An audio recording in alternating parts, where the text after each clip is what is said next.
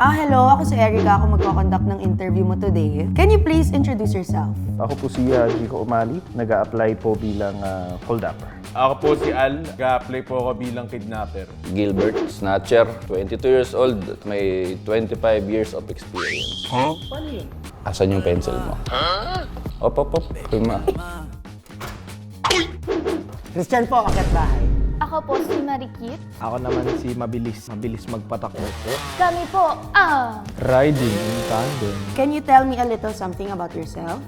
Kilala po ako sa amin bilang si Pedro Pendukot kasi mahilig po ako mga mandukot. Sa buong karera ko po, 12 na po yung nakidnap ko. Lahat po umuwing buhay. Actually, first job ko po to eh. Kasi dati nag-freelance lang ako. What are some of your strengths? Sige. Magaling po ako manindak. Can you give me a quick sample? Sige po. Sabihin nyo kung saan nyo siya dalahin. Ha? Thank you, bro. Sana makuha tayo lahat. magaling po kaming bumarel habang bumabangking. Sample. Uy, sample lang. You're my ride or die, babe. Magaan yung aking kamay kaya di ako nauhuli. Can you give me a sample? May I know where's your wallet? Relax, madam. It's here. Ganda ng picture mo dito, madam. Parang may pinagdadaanan ka dito. Maalaga po kasi ako kaya yung mga kinikidnap ko halos ayaw na pong umuwi.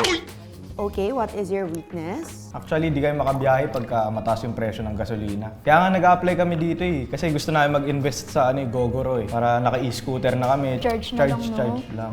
Tsaka pag nakapop sa sakit yung mga lalakad sa Gedli, syempre, pag ginanong ko, sabit pa rin sa kamay. So, syempre, hindi ko na yun mahablot, ma. Bungalow po. Pag maganda po yung hold upin ko, na natutorpe po kasi ako May gout ako kaya minsan nahihirapan akong habulin. Ay, takbuhan yung mga ini-snatchan ko. Kaya bobo rin. Puro pogi lang po kasi yung mga kinikidnap ko Kaya ang tawag ko po doon, kidnap for handsome. Thank you so much. You're hired. Tawagan kita kapag may haabangan tayo sa labas. Okay. Marinig ka.